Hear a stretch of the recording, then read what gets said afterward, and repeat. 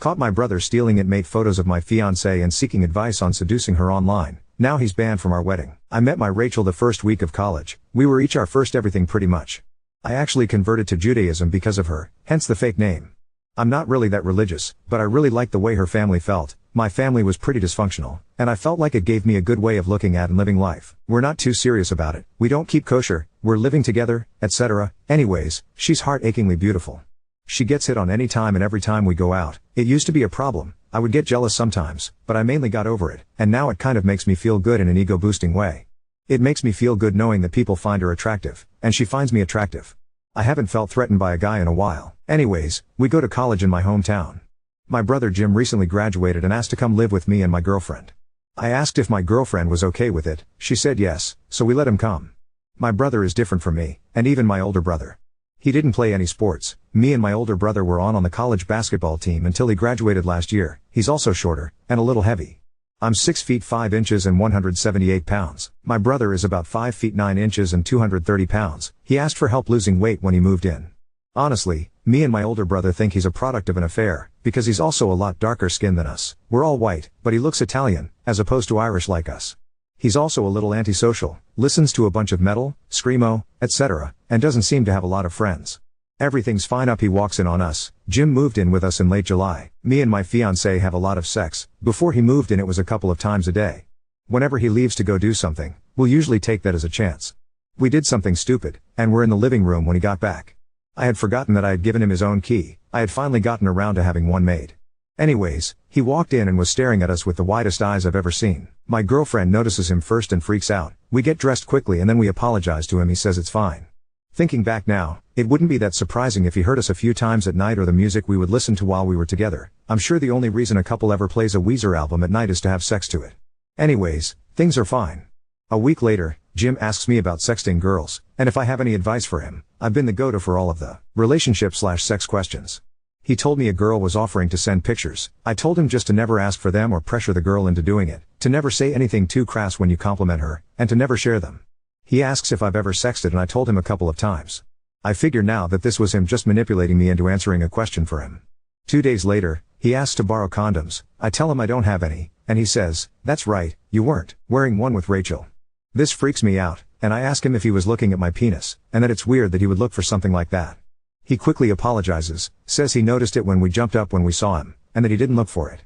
I believed him, went to go get him some at the store. He didn't want to go with me because it would make us look gay, gave him them, said that the only reason I didn't wear them was because we were both tested and willing to deal with the consequences, and told him if I ever found out he didn't use one I'd beat the shit out of him. I know, I'm a fucking hypocrite, but I hate them, and my girlfriend says she feels closer to me without them. This isn't the issue. I also offer to take him to get the HPV vaccine. He takes me up and we go do that. 5 days ago, I lose my phone. I'm freaking out, tearing the apartment upside down looking for it. When I go into my brother's room, he jumps out of bed, and hides something underneath the cover. Deciding I was gonna give him a little shit to make me feel better about losing my phone, reach under the blanket for whatever he was hiding. And there's the fucking phone. I have to travel a lot for basketball, and while I was away Rachel would send me pictures of her naked and videos of her masturbating. My brother was emailing them to himself, as well as a couple of pictures of her that weren't as risque. Furious, I started shoving him around, but I stopped myself before I did anything too serious. I instantly make him go through his room, and there's one of her bras hidden under his bed with some porn. I then tell him to open his laptop and wait in the living room while I look at it. I wanted to make sure I deleted any and all pictures of Rachel. There weren't any that I could find, so I got on his email and deleted the stuff he sent to himself. I then got on the internet to check his history just to be safe. This is what really shocked the shit out of me. He had gone on some dating/hookup forum and had asked for advice getting with his brother's fiancée. A few days later, he said that he had gotten with her, and was updating regularly, like some fucking kind of pseudo-blog. He started it when he first moved in, and was basing some of it on real life.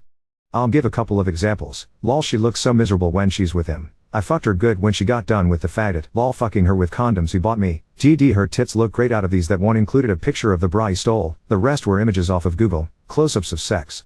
Those were based on the things I described earlier.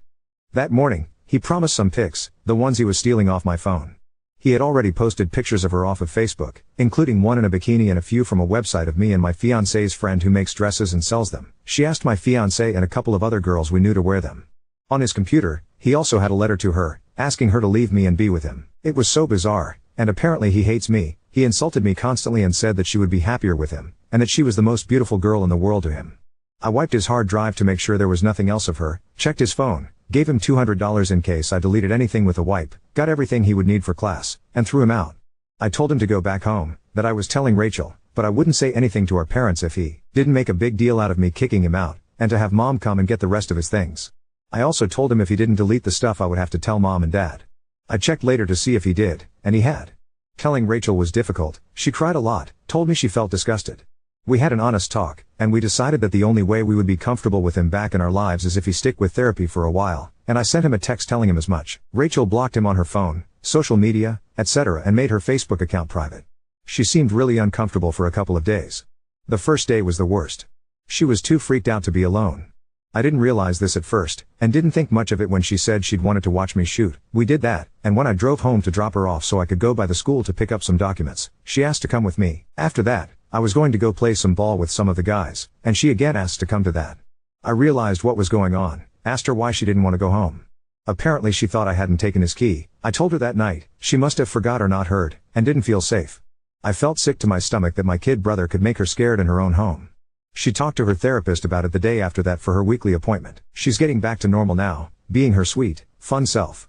We had a pretty good little date night yesterday. I, however, still feel lost about this whole thing. What do I do from here? Our parents don't know, but I told my older brother to ask for advice. I'm so mad about it, and irrationally, I'm jealous of him for getting to see her in a way only I ever have. I feel like he stole that from me and her. I also feel bad about what I perceive to be a loss of all love towards him. I don't feel like I care what about him at all anymore. I'm considering going to a therapist about this stuff, but I'm not sure about it. I went to one when I was younger and I just couldn't communicate. It could end up being an expensive waste of time. I also don't know how I tell my parents he's not welcome at our wedding, this winter, and that we wouldn't be coming to family dinners anymore, since I told him I wouldn't tell them if he didn't make a scene about me kicking him out. I'd really appreciate some advice/perspective on this whole thing. Update 1. My fiancé and I have been together for 3 years, not 2. My parents aren't going to be coming to our wedding. Rachel and I went to meet my parents at their house. Jim was brought to my uncle's house while we were over. I told them that I had to tell them why Jim wasn't staying with us anymore. They told me that they knew, and that Jim had told them everything. When they said everything, I was doubtful at first, but Jim really had told them everything. I had printed out the draft of the email I was going to send them, and they confirmed he admitted to everything. He had asked for help. I was stunned. He's already started therapy, he's going twice a week. Anyways, this whole time they were extremely kind to Rachel. They apologized for raising someone that could do these horrible things. I figure this is as good a time as any to make sure it's clear he can't come to our wedding. My mom instantly starts freaking out about this. She says how she wants our whole family there, that we'll regret not having him there for the rest of our lives.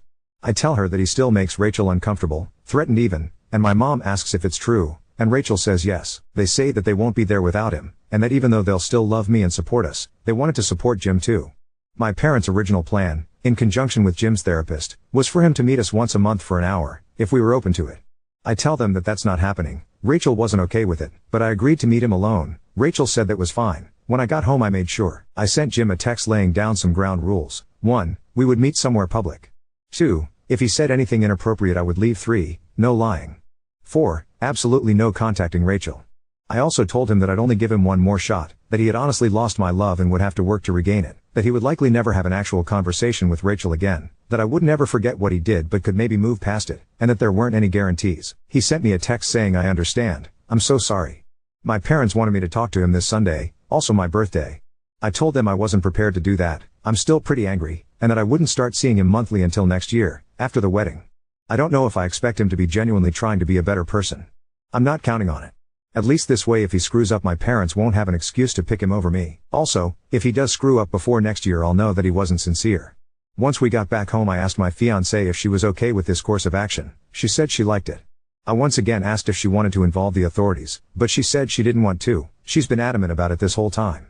She was a little upset about my parents not being there, but I calmed her down and we went to bed. I feel great right now, knowing what's going to happen. I guess I'm not that upset about my parents not going. They did tell me that they still loved me, and our wedding is going to be pretty small and intimate. My older brother's coming back into the country for it. That's all I really cared about, and he said he'd be there no matter what. We're actually going to spend a year with him overseas after we graduate. We're not having a traditional honeymoon. As for the sexting advice that came up in the comments, Rachel and I had our first real conversation about it. We downloaded KeepSafe. We also decided to go to Best Buy tonight and get a camcorder, so thanks for that. Probably wouldn't have happened if we didn't have this conversation. TLDR, my brother told my parents everything and asked for help. I'm not that optimistic about it, but he might become a better man, we'll see. My parents are a little upset he's not allowed at our wedding, assuming he sticks with getting help, or will also not attend if he doesn't, but told me they still loved me. Next year I'm going to see about meeting with my brother once a month for around an hour.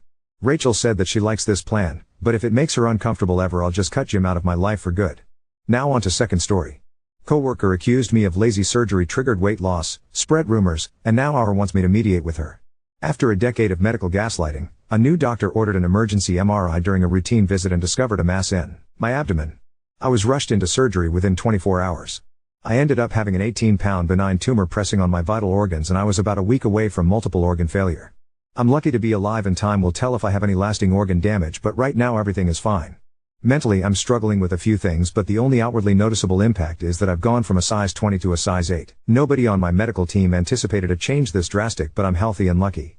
I was expecting to get a lot of questions from my coworkers because curiosity exists. I had a basic emergency surgery, but I'm fine now. Answer that almost everyone accepted but one coworker who I hardly speak to, Aubrey. On my first day back to work, Aubrey came up to me and said, "I wish you had come to me to lose the weight instead of resorting to such drastic measures. You're going to gain it all back, you know. I'll be waiting." I was aware of Aubrey's reputation, but since we never worked together I didn't think it would be an issue. She's one of those people who think they're a fitness expert and calls herself a health coach, nothing to do with the company we work for. She has a reputation for giving out unsolicited and incorrect health advice and is always commenting on people's food choices. I was speechless when she asked why I opted to get butchered instead of putting in the hard work to lose the weight. There's nothing wrong with someone choosing surgical weight loss options, but that's not what happened to me, and I really resented her aggressive attitude / spreading rumors. During my second week back, she came by my office at the end of the day in athletic gear, offering to go with me if I was too afraid to go to the gym alone. At the time I wasn't even cleared to lift my kid, do laundry, or climb a flight of stairs, let alone go to the gym with this crackpot. I don't remember what I said to her, but she left saying I'd gain the weight back because I'm lazy. The next day Aubrey ranted angrily about me in a meeting I wasn't in, missed it for a follow-up, ironically. I don't know everything that was said, but the gist was that if I can't dedicate myself to weight loss, I obviously can't see my work obligations through. HR called for a red flag mediation. At our company, mediation can go against your bonus opportunities for the year. I have no idea why I'm in mediation when she's the one being an asshat. At the mediation, Aubrey stated that she was triggered by my new body and I should have thought of other people's feelings and warned her before my surgery. I hardly had time to warn my husband and get my kid out of daycare.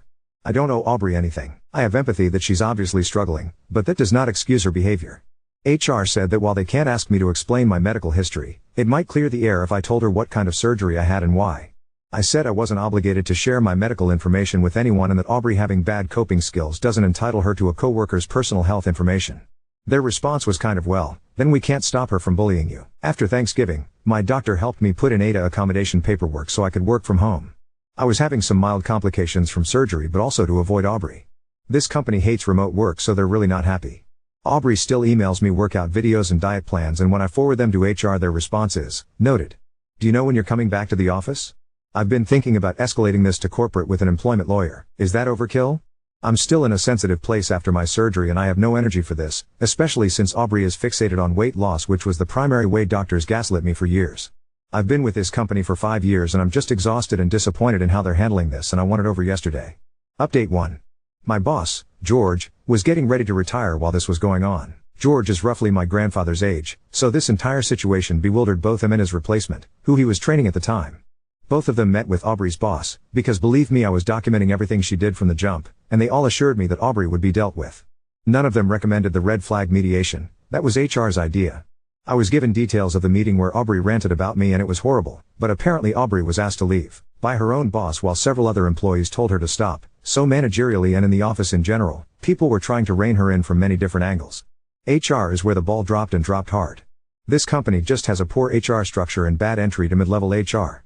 When Aubrey's boss referred her to HR regarding her negative behavior, HR took it upon themselves to consider it a mediation situation, which, remember, at our company can go against your bonus for the year, despite communication from George, his replacement, and Aubrey's boss saying I wasn't in the wrong. When George found out about this, he spoke to the HR generalist manager, who said that my absence probably caused a lot of strain and extra work for Aubrey when Aubrey's not even credentialed to do what I do. Management made a point to tell me how baffled and upset they were with HR's handling of the situation every time something came up. My company mentor was also a huge support during this time until she decided to take another job elsewhere. When my doctor extended my ADA work from home accommodation a second time, HR responded by telling me my attendance was a concern. I emailed their boss's boss, the HR director, and asked for clarification. He said I hadn't come into the office, so of course my attendance was a problem. I reiterated I had medical documentation stating that if WFH wasn't available then they could refer to the FMLA documentation my medical team also sent. He replied that medical documentation, including both FMLA and ADA reasonable accommodations, doesn't hold much weight with the company. That's when I got a lawyer. Aubrey as a problem kind of drifted to the background when HR started their medical documentation doesn't matter campaign. On my lawyer's recommendation, I contacted the HR executive team, which is where this whole curse situation came to light. And I did check with my lawyer about emailing this update and they laughed and said I couldn't leave people hanging after all that. I called the chief HR officer, which for my company is going over like 5 people's heads, but I did it with George's and my new boss's blessings, who is the head of HR, and asked why my attendance was an issue when I had reasonable ADA documentation. She had no idea what I was talking about, so I filled her in on all of it, including the mediation meeting, and Aubrey's harassment and the HR director, her direct report, saying medical documentation didn't hold any weight with the company. She was speechless and asked to meet with me and my lawyer as soon as possible. My lawyer hardly had to do anything during the meeting because the CHRO was horrified at everything I told her. I've never actually seen steam come out of someone's ears, but if it was physically possible it would have happened here. My lawyer didn't need to say a word but just nodded and smiled when the CHRO offered an extended paid medical leave so I could handle my recovery and said Aubrey constantly sending me fitness plans would be dealt with swiftly. I didn't hear anything out of Aubrey for a long time, but I did hear through some gossip channels that the HR staff involved in the red flag meeting / threatening to write me up were let go. Aubrey wasn't fired because they believed she was misled by HR, so I understand that part even if I don't agree with it, but she was on a tight pip for a while. Then she showed up at my house. Now we moved from banana pants to full-on banana ensemble.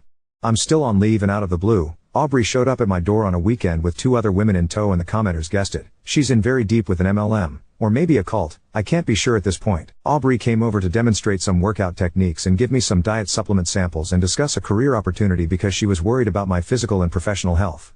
She didn't make it past my mother-in-law, who has been a godsend right now. My mother-in-law made it clear where Aubrey could stick her demonstration and they left in a hurry. I notified my lawyer and the CHRO and suffice it to say, Aubrey is now a full-time wellness coach. I'm happy I went with my gut and got a lawyer because the company has changed so drastically over the last year with the toxic HR department encouraging behavior like Aubrey's and spreading false information about medical leave and time off. The company is almost unrecognizable. Also, with my boss and mentor both gone, I don't know if I'm going to go back once I'm medically cleared. The company is also undergoing a restructuring right now and my department may end up distributed between other parts of the company or even other parts of the state.